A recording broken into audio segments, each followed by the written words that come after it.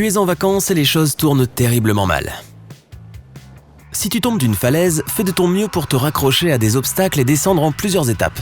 Chacun des segments absorbera une partie de l'impact de la chute. Et tu auras beaucoup plus de chances de survivre. Essaie de t'accrocher à un objet solide comme un buisson ou un rocher, en allant vers le bas pour ralentir ton mouvement. Un morceau de bois ou une planche peut également être utile, car il peut t'aider à amortir ta chute lorsque tu touches le sol. Si ta casserole a pris feu, ne l'emmène pas dehors ou n'essaie pas d'éteindre le feu avec de l'eau, cela aggravera la situation. Couvre les flammes avec un couvercle en métal. De cette manière, tu enlèveras la source d'oxygène. Tes mouvements doivent être rapides, mais doux et calmes. N'oublie pas de garder le couvercle entre toi et les flammes. Laisse le couvercle en place jusqu'à ce que la casserole ait refroidi. Si le feu est petit et facile à maîtriser, tu peux utiliser du sel ou du bicarbonate de soude pour l'éteindre.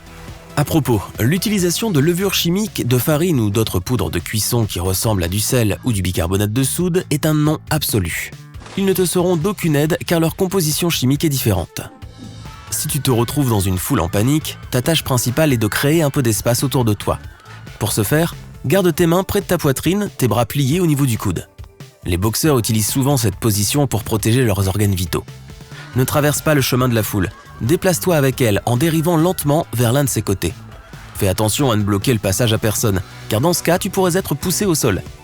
Si tu es avec ta famille, mets l'enfant sur tes épaules et laisse les membres les plus faibles de la famille passer devant toi. De cette façon, tu pourras contrôler le mouvement et tu ne perdras personne. Si quelqu'un t'attaque par derrière dans la rue, écrase-lui le pied. Fais-le avec toute la force dont tu disposes et vise le haut du pied. Cela peut endommager ou même briser plusieurs os du pied, ce qui compliquera la tâche de l'agresseur s'il décide de te poursuivre. Si tu es enfermé dans un coffre de voiture, essaie d'envoyer un signal SOS aux personnes qui se trouvent à l'extérieur. Pour ce faire, cherche les fils des feux arrière. Il y en a généralement au moins 2 pour chaque feu. Trouve quelque chose de pointu dans le coffre et coupe un de ces fils.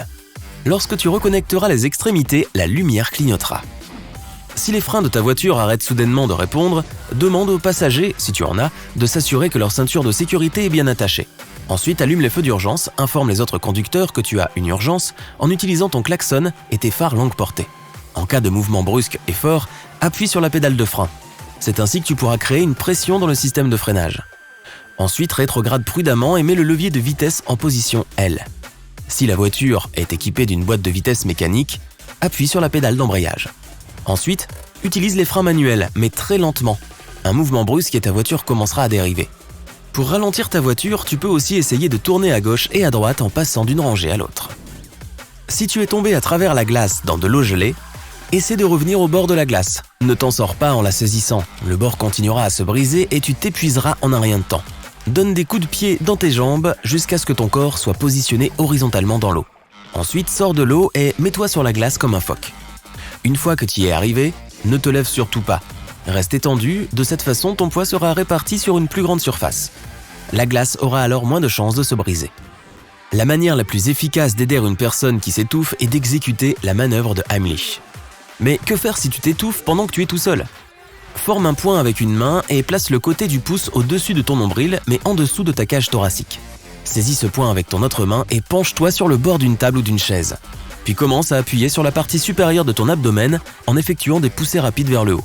Répète-les jusqu'à ce que le corps étranger ressorte. Tu peux également te mettre sur tes genoux et tes coudes et ensuite lancer tes bras en avant très rapidement. Tu tomberas à plat sur le sol, les bras tendus devant toi et ta poitrine et ton ventre heurteront le sol. Cela va pousser l'air hors de tes poumons et avec un peu de chance, déloger l'objet coincé dans tes voies respiratoires. L'ensemble du processus sera douloureux mais il peut te sauver la vie. Si tu es en mer et que tu aperçois un tourbillon qui vient vers toi, ne panique pas. Si tu comprends de quel côté il tourne, déplace-toi et utilise le courant du tourbillon pour te catapulter hors de danger. Si tu commences à le combattre, tu risques d'être attiré à l'intérieur. Il est également possible qu'un tourbillon se dissolve ou s'affaiblisse plus près du fond.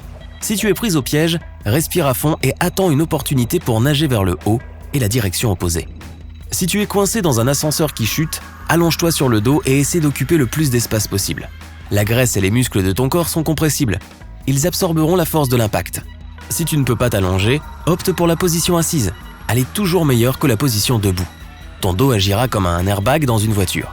Mais quelle que soit la position que tu adoptes, essaie de te couvrir la tête. La meilleure façon de le faire est de mettre un bras devant ton visage et l'autre à l'arrière de ton cou. Un orage peut te surprendre en plein air et tu n'auras nulle part où te cacher. Agenouille-toi ou accroupis-toi en plaçant ta tête entre tes genoux et en couvrant tes oreilles avec tes mains. S'il y a un objet de grande taille dans la zone, ne t'en approche pas. Il doit y avoir une distance d'au moins 2 hauteurs d'objet entre toi et cette chose. Les autres personnes comptent aussi.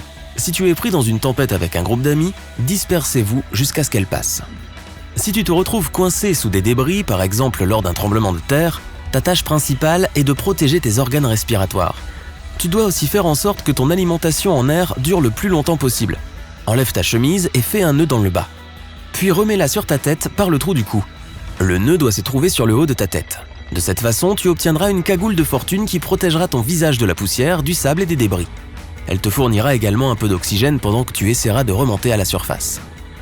Si tu vois une tornade se rapprocher et que tu n'as pas de sous-sol dans ta maison, allonge-toi dans une baignoire. Utilise un oreiller pour protéger ta tête de toutes sortes de débris qui pourraient tomber. Les experts affirment que la plomberie dans les murs de la salle de bain ajoute une résistance structurelle à cet endroit. Mais si ta salle de bain a des fenêtres ou un mur extérieur, opte pour un endroit plus sûr, par exemple un placard. Plus il y a de murs qui te séparent de la tornade, mieux c'est. La fumée est la chose la plus dangereuse dans un incendie de maison. Si tu te retrouves piégé dans un bâtiment en feu, reste bas et rampe vers la sortie la plus proche. La fumée monte généralement jusqu'au plafond. C'est pourquoi le fait de t'accroupir peut t'aider à éviter de l'inhaler. Si tu as un morceau de tissu ou un mouchoir, mets-le contre ta bouche. Il agira comme un filtre contre la fumée. Si tu es coincé dans des sables mouvants, fais tout ce que tu peux pour garder ta tête et tes bras au-dessus de la surface à tout moment. Commence à remuer doucement tes jambes. Les sables mouvants devraient remplir l'espace qu'ils occupaient autrefois. Dès que tu le peux, étends-toi sur le dos. Cela augmentera ta surface. Continue à faire de petits mouvements jusqu'à ce que tes jambes soient libres. Tu peux aussi faire des mouvements de dos avec tes bras. Cela t'aidera à sortir tes jambes. Si tu es pris dans une avalanche et que tu es traîné par une énorme masse de neige, essaie de rester au-dessus de celle-ci. Pour ce faire, fais des mouvements de nage avec tout ton corps comme si tu allais à contre-courant de la rivière. Lorsque tu sens que l'avalanche ralentit, essaie de soulever quelque chose à sa surface. Il peut s'agir de ton bras, de ta jambe ou d'un bâton de ski. De cette façon, les sauveteurs te trouveront plus facilement. Avec l'autre main, crée une petite poche d'air devant ton visage. Essaie de ralentir ta respiration pour économiser le plus d'air possible. En résumé, si toutes ces choses t'arrivent encore et encore, tu n'as pas beaucoup de chance, n'est-ce pas ? Alors s'il te plaît, ne m'invite pas à te rejoindre lors de tes prochaines vacances.